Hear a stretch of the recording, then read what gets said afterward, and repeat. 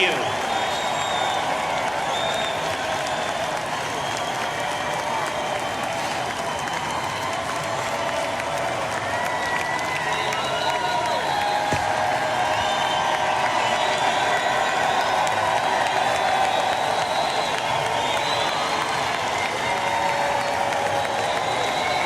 Thank you, and God bless each and every one of you. Heidi and I are so honored to join you here in Cleveland, where LeBron James just led an incredible comeback victory.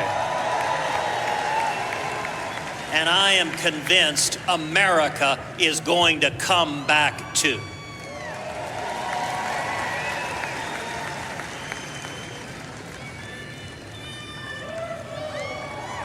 I want to congratulate Donald Trump on winning the nomination last night.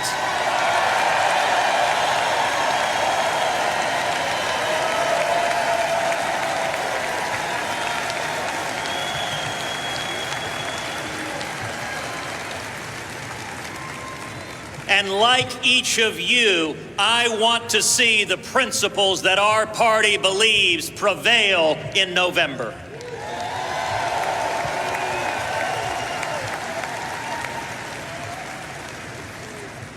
Conventions are times of excitement, but given the events of the last few weeks, I hope you'll allow me a moment to talk to you about what's really at stake.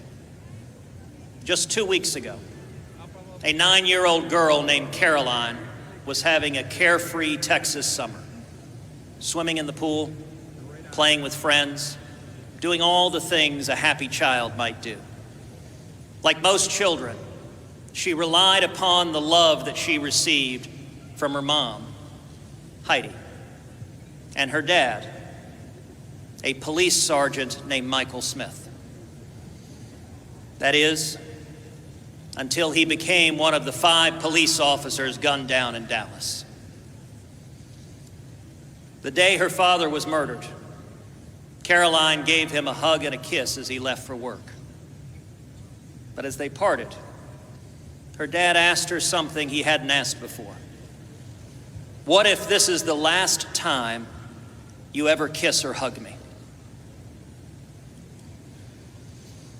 Later, as she thought of her fallen father and that last heartbreaking hug, Caroline broke down into tears. How could anything ever be okay again? Michael Smith was a former Army Ranger who spent 3 decades with the Dallas Police Department. I have no idea who he voted for in the last election or what he thought about this one.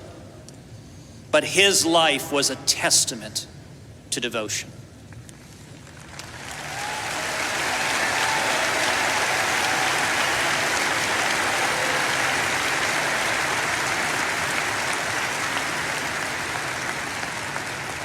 He protected the very protesters who mocked him because he loved his country and his fellow man. His work gave new meaning to that line from literature: to die of love is to live by it.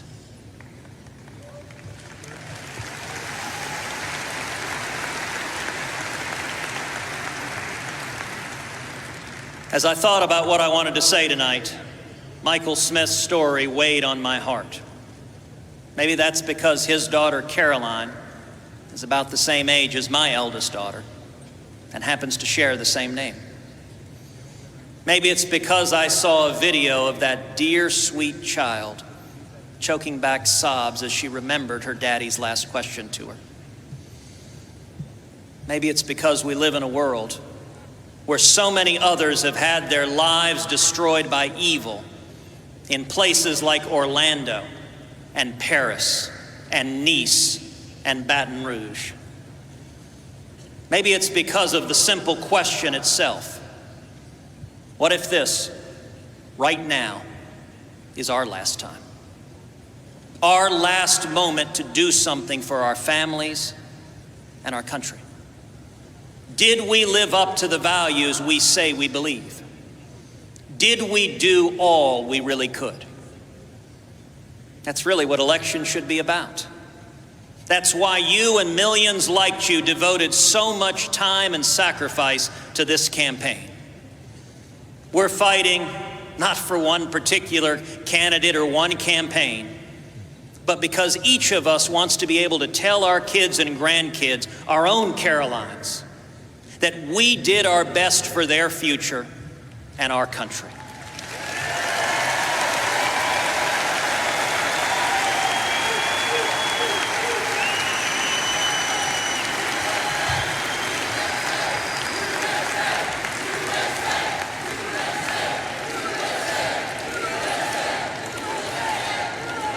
America is more than just a landmass between two oceans.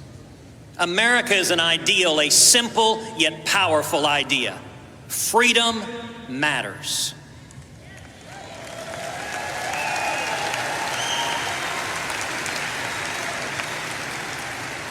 For much of human history, government power has been the unavoidable constant in life. Government decrees and the people obey.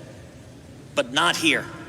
We have no king or queen. We have no dictator. We, the people, constrain government.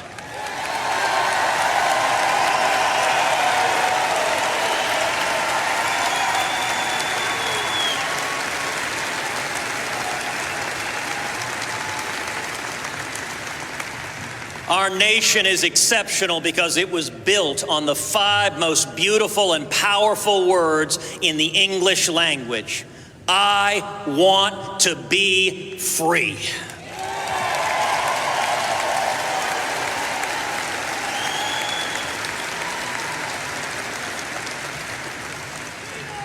Never has that message been more needed than today. We stand here tonight, a nation divided.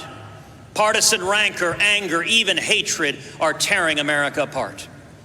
And citizens are furious, rightly furious, at a political establishment that cynically breaks its promises and that ignores the will of the people.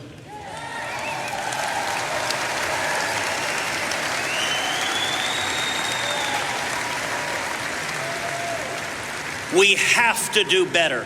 We owe our fallen heroes more than that.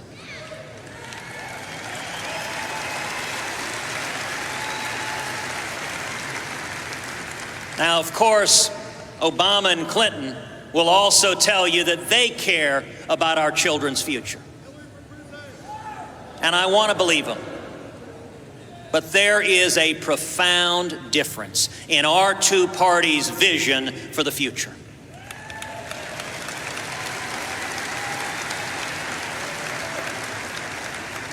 Theirs is the party that thinks ISIS is a JV team, that responds to the death of Americans at Benghazi by asking, what difference does it make?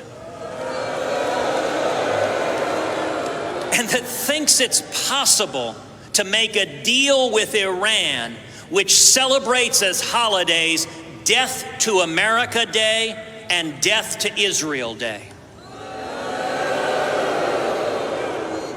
My friends, this is madness. President Obama is a man who does everything backwards.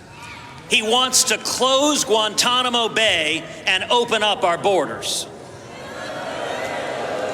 He exports jobs and imports terrorists. Enough is enough.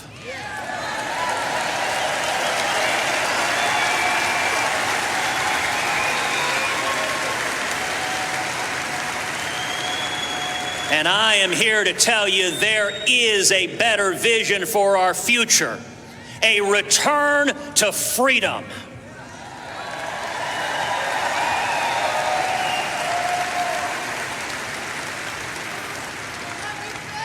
On education, your freedom to choose your child's education, even if you aren't as rich as Hillary Clinton or Barack Obama.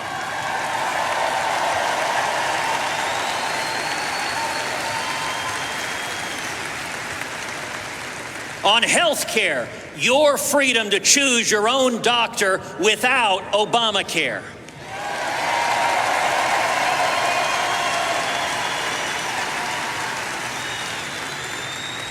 on taxes, your freedom to provide for your family without the IRS beating down your door.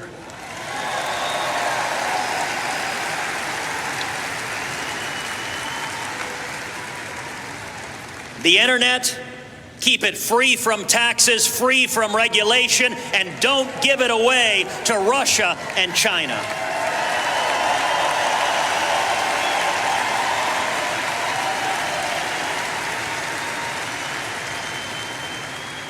Freedom means free speech, not politically correct safe spaces.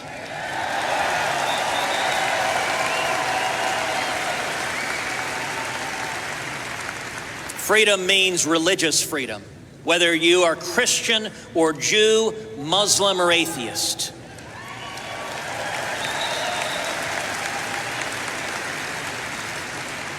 Whether you are gay or straight, the Bill of Rights protects the rights of all of us to live according to our conscience.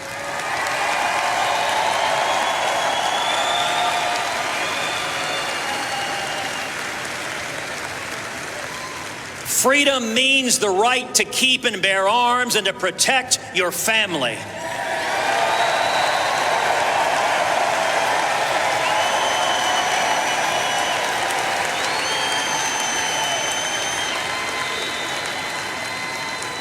Freedom means that every human life is precious and must be protected.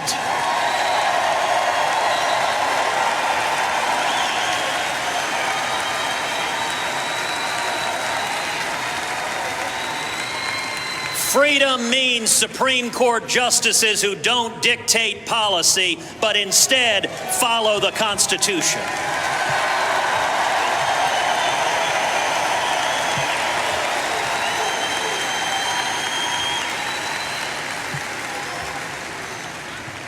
And freedom means recognizing that our Constitution allows states to choose policies that reflect local values.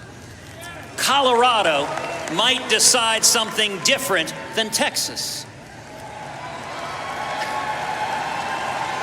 New York, different than Iowa. That's the way it's supposed to be. Diversity.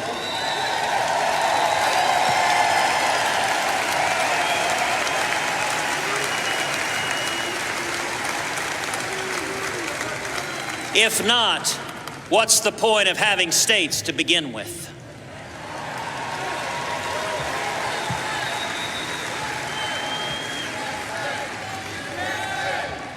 Now, Hillary Clinton believes that government should make virtually every choice in your life. Education, health care, marriage, speech, all dictated out of Washington. But something powerful is happening. We've seen it in both parties. We've seen it in the United Kingdom's unprecedented Brexit vote to leave the European Union.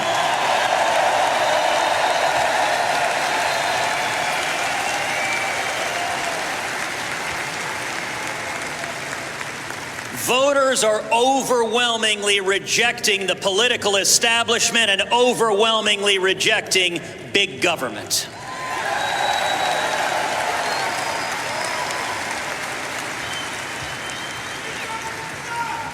That is a profound victory, and it is one earned by each and every one of you. People are fed up with politicians who don't listen to them, fed up with a corrupt system that benefits the elites instead of working men and women.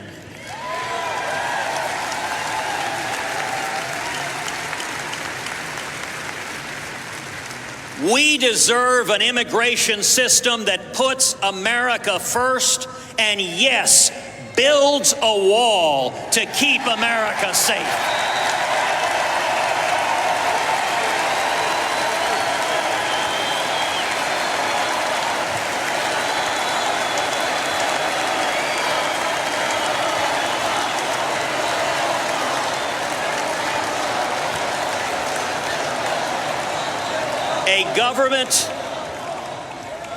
A government that stops admitting ISIS terrorists as refugees.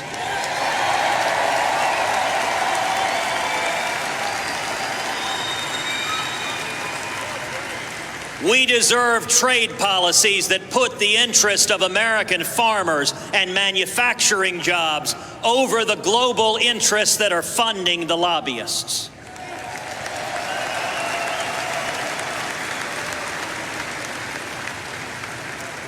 And if we stand together and choose freedom, our future will be brighter.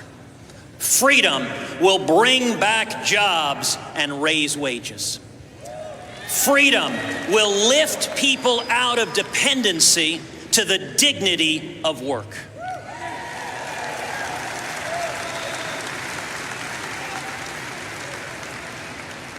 We can do this. 47 years ago to this day, America put the very first man on the moon.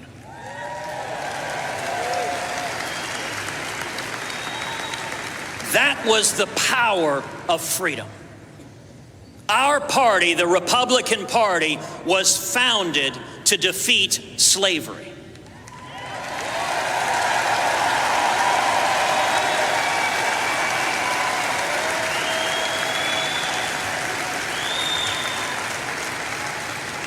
Abraham Lincoln, the first Republican president, signed the Emancipation Proclamation.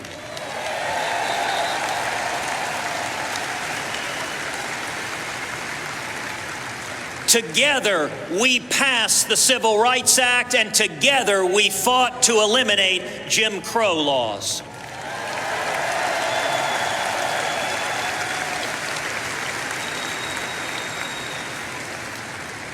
That's our collective legacy, although the media will never share it with you. Those were fights for freedom, and so is this. Sergeant Michael Smith stood up to protect our freedom. So do the soldiers and sailors and airmen and Marines every day fighting radical Islamic terrorism.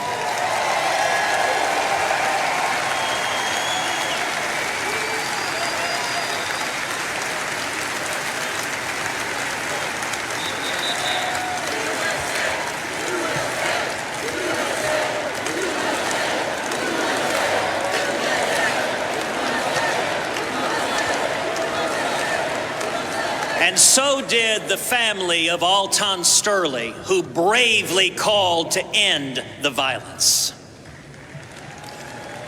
So did the families of those murdered at the Charleston Emmanuel AME Church, who forgave that hateful, bigoted murderer.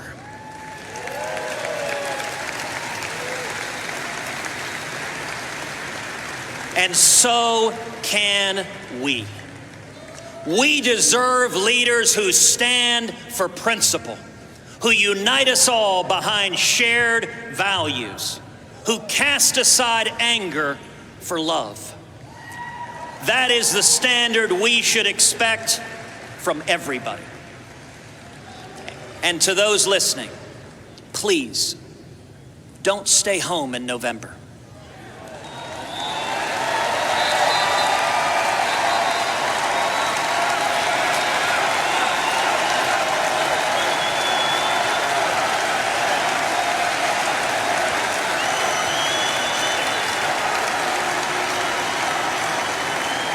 If you love our country and love your children as much as I know that you do, stand and speak and vote your conscience. Vote for candidates up and down the ticket who you trust to defend our freedom and to be faithful to the Constitution.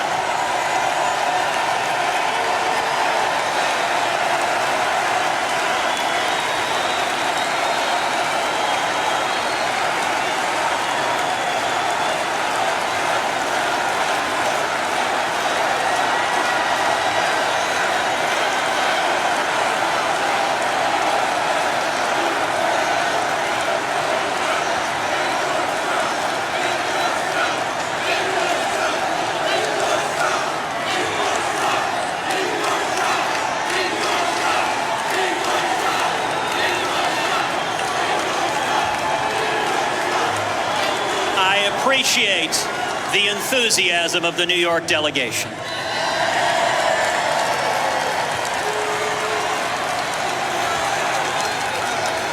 And I will tell you, it is love of freedom that has allowed millions to achieve their dreams.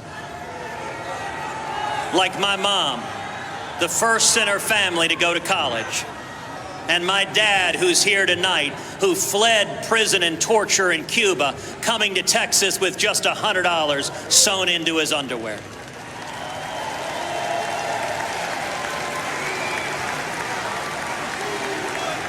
And it is love that I hope will bring comfort to a grieving 9-year-old girl in Dallas.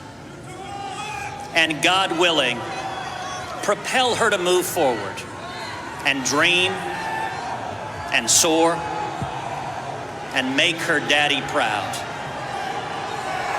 We must make the most of our moment to fight for freedom, to protect our God-given rights, even of those with whom we don't agree, so that when we are old and gray, and when our work is done, and we give those we love one final kiss goodbye, we will be able to say, freedom matters, and I was part of something beautiful.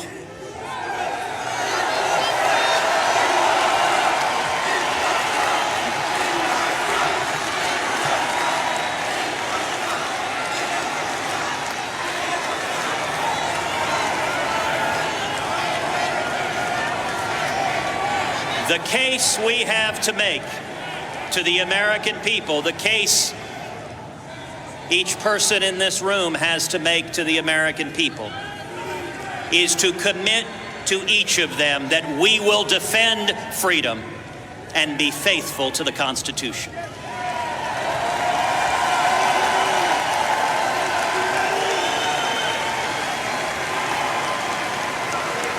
We will unite the party, we will unite the country by standing together for shared values, by standing for liberty. God bless each and every one of you, and God bless the United States of America.